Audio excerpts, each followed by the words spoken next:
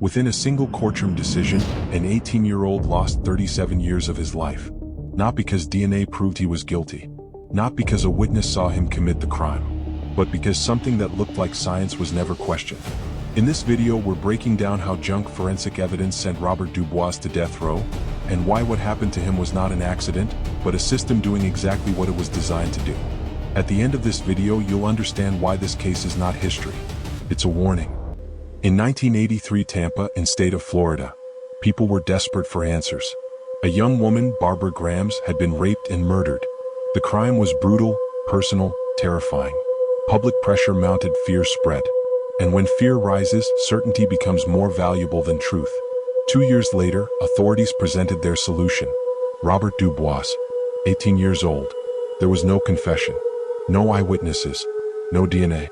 Instead, the prosecution leaned on something juries trusted instinctively: expert testimony.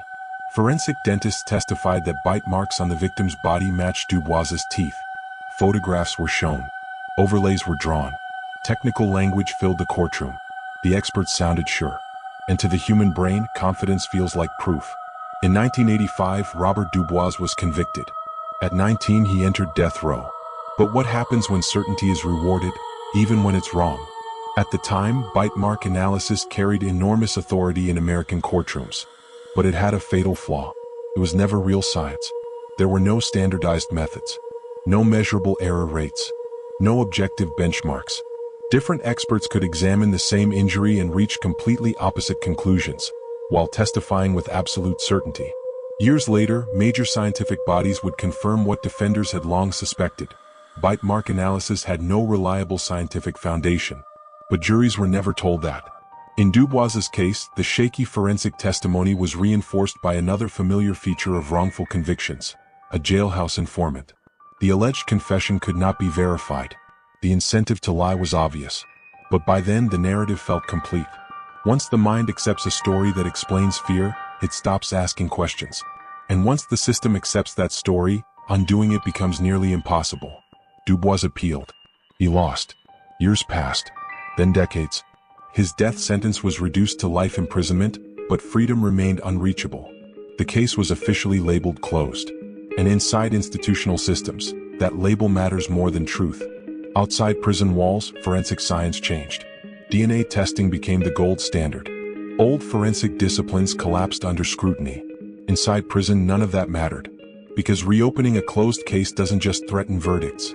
It threatens reputations, careers, and public trust. So the system stayed silent. Until something everyone ignored forced the truth back into the open. In 2020, investigators rediscovered a rape kit from the original crime. It had existed the entire time. Untested, unexamined, ignored. When modern DNA testing was finally performed, the results were unmistakable. The DNA did not belong to Robert DuBoise.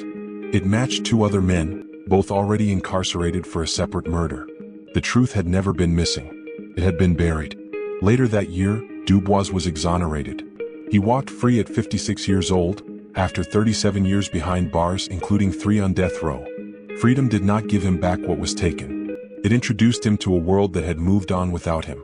But exoneration raises a question no system likes to answer.